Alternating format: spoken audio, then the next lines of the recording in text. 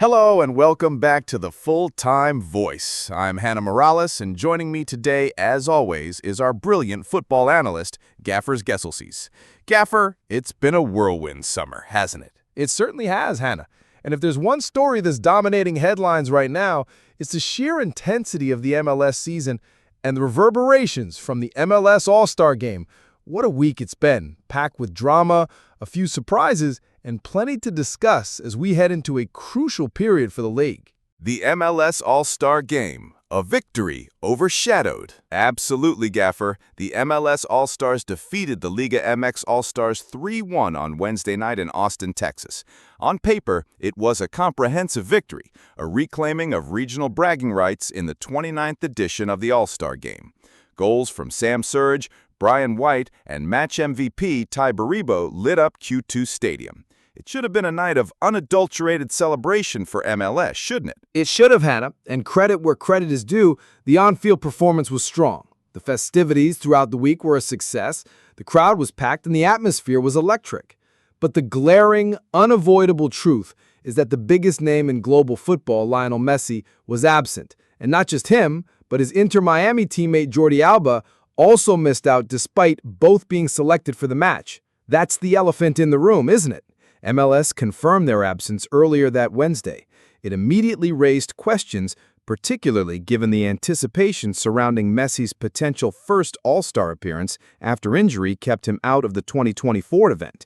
What's the official word on why they were missing, Gaffer? Well, Hannah, there wasn't an official statement from MLS or Inter Miami directly addressing it at first. However, sources indicated that Messi's absence was due to rest and recovery. He's been facing a heavy match load with Inter Miami in the weeks leading up to the event. Inter Miami coach Javier Mascherano had even publicly stated that having his starters in the exhibition wasn't ideal, saying, "The players are called up. I would like them to be able to rest, but that is not my decision. I know how important the All-Star Game is, and as far as I know, there is no decision from the club. Everything is as normal." It hints at the delicate balance clubs are trying to strike. And this isn't the first time a high-profile player has opted out. We saw Zlatan Ibrahimovic turn down the opportunity in 2018. On the Liga MX side this year, selected players like Leon's James Rodriguez and Cruz Azul's Eric Lira and Carlos Rotondi also didn't feature. Even Monterrey star Sergio Ramos's participation wasn't confirmed until the night before. This raises a crucial question, Gaffer. Is this becoming a systemic issue for the All-Star Game? It absolutely is, Hannah. And with the next year's edition taking place in a World Cup year with so many eyes on North America, this is a moment for serious introspection for MLS. The packed schedule is the most significant factor. Both MLS and Liga MX teams have rapid turnarounds with regular season matches followed immediately by the Leagues Cup tournament. Messi and Inter Miami, for example, are on a 9-game stretch between July 5th and August 6th, with potential for 3 additional knockout round games if they advance in the Leagues Cup. That kind of workload is immense for any player, let alone a player of Messi's age. Mascherano has been vocal about managing injuries and the high intensity of games. It's a coach's prerogative to protect his players, surely. Precisely. Mascherano emphasized the intensity of the games we've played, especially in the last month and a half, has been very, very high. It's a valid point from a coaching perspective. However, not everyone in the MLS community agrees. 6-time MLS All-Star Brian Ching viewed his involvement as a mental break, a chance to relax and connect with other top players. He told ESPN, "I always enjoyed the All-Star Game because it allowed you to meet and play with some of the best players in the league. These games are a mental break from the season for everyone because the games are fun to play in. None of the players play more than a half, so it's like a practice for them. Most players enjoyed the opportunity to do something different from their normal week with their teams." So, a divergence of opinion there. What about the potential repercussions for Messi and Alba? We've heard about a 1-game suspension possibility. Zlatan faced one for missing the 2018 event, which he famously called ridiculous. That's right, Hannah. MLS Commissioner Don Garber addressed the suspension question, stating the league is managing through that process as we speak ahead of the game.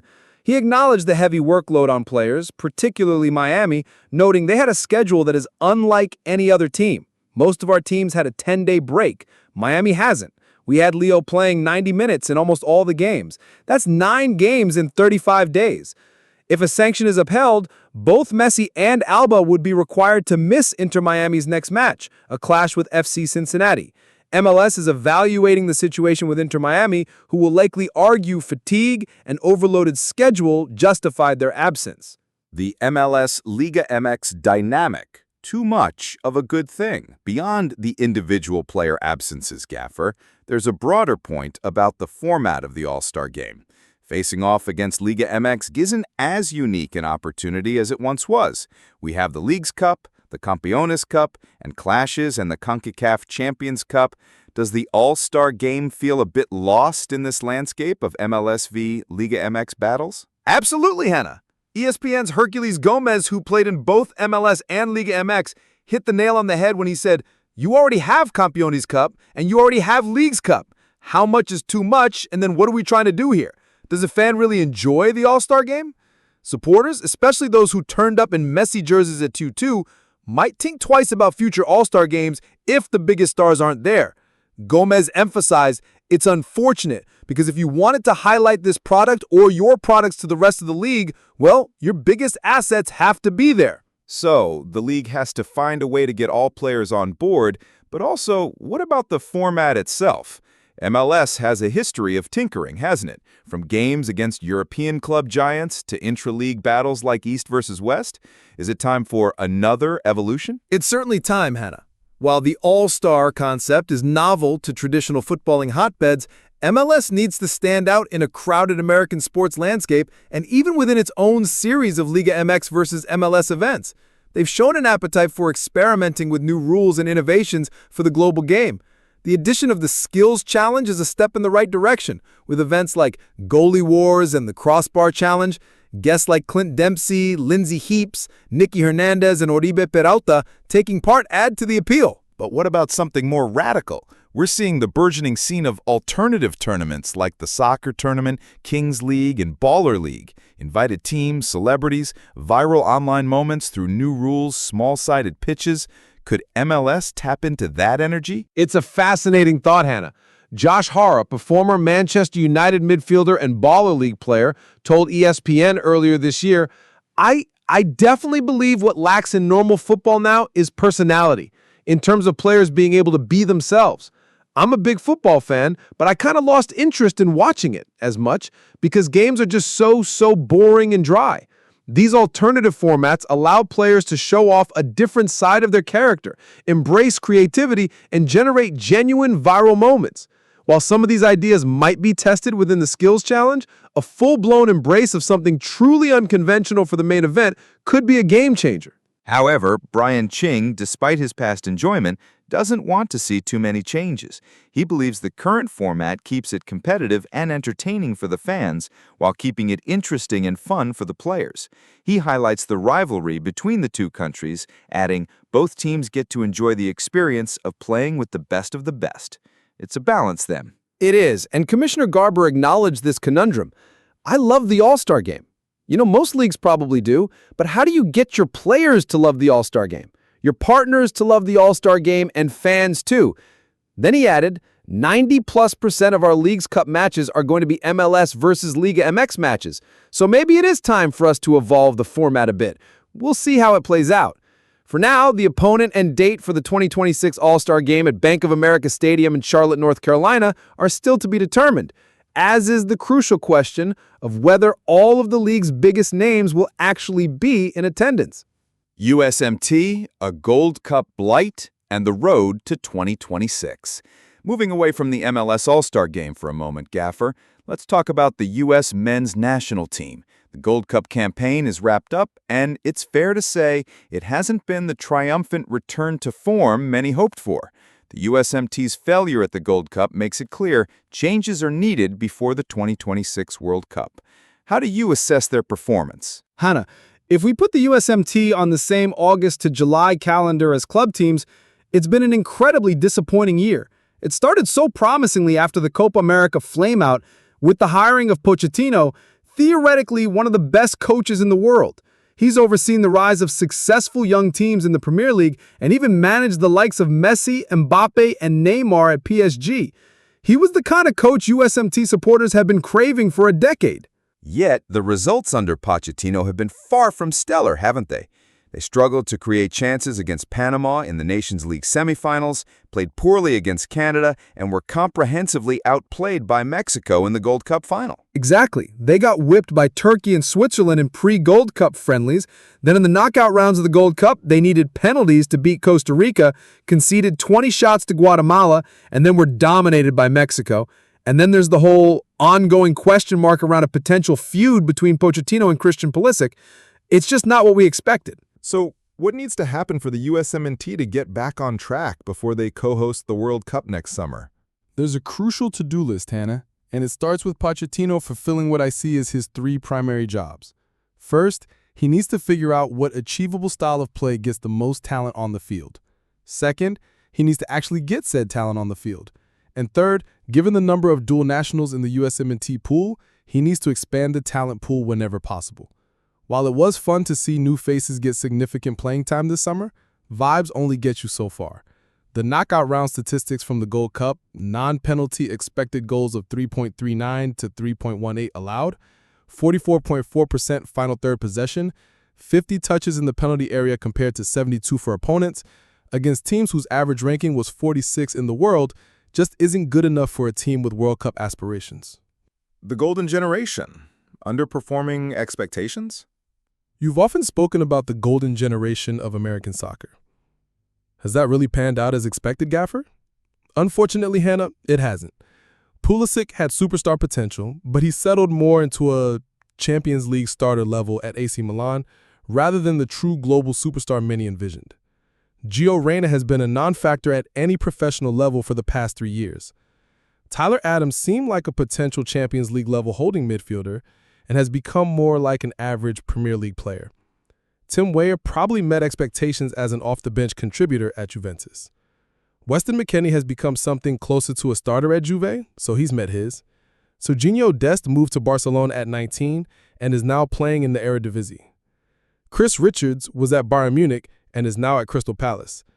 The only player who has significantly exceeded expectations is Anthony Robinson, who is genuinely one of the best left-backs in the Premier League.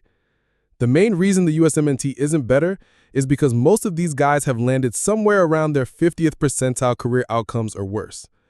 The reality where Dest stays at Barcelona, Adams is killing it for Atletico Madrid, Reyna moved to Bayern, and Pulisic is starring opposite Mohamed Salah at Liverpool simply isn't the reality we're living in. That's a stark assessment. And given that, what's the biggest concern for the upcoming World Cup compared to the last one in Qatar? Even accounting for the struggles under Pochettino, the primary reason to be bearish on the USMNT's chances for the upcoming World Cup compared to Qatar is player availability. Outside of Richards and Reyna, most of the key players, Pulisic, Weah, Adams, McKennie, Musa, Robinson, Dest, played a lot in Qatar. Given the injury history of some of these players, especially Pulisic, Adams, and Dest, and the sheer volume of games they're playing in Europe, I don't know whether we can count on as many of them being healthy enough to play next summer. As long as everyone is back in the fold, the question of who is healthy enough to play will have the biggest bearing on the team's performance. Tactical quandaries and goalkeeping concerns. Let's delve into some tactical specifics. Pochettino's tenure has had some interesting moments. The discussion around Tim Weah's ironness rather than his footedness and his shift from right wing to left wing has raised eyebrows. How has that affected the team's play? It's been one of the strangest parts, Hannah. Pochettino claimed the shift was due to Weah's dominant eye, not his stronger right foot. In Europe, Weah is more of a wingback or defensive winger than a goal threat. He scored only 8 goals in the last 4 domestic seasons combined. He excels at stretching the field by staying wide and running behind defenses, as he did under Berhalter, notably against Wales in Qatar, where he received 0.27 through balls per 90 minutes. Under Pochettino, the USMNT has completed just 14 through balls in total, and none of them to Weah. Instead, 6 went to Patrick Adjamang, the new Derby County striker. So Adjamang's ability to run behind and battle for long balls dictates the attack? Exactly. While Adjamang's pace allows the U.S. to move the ball up the field, his below-par performance in front of the goal and in possession is a significant limitation. It restricts intricate build-up patterns and interchanging movements, forcing the team to play long to him, which then makes his role seem more important than it truly is. Pochettino needs to figure out how to arrange his attackers to stress opposition defenses both horizontally and vertically, while also allowing a striker like Fuller and Balogun to get shots and score against tougher opposition.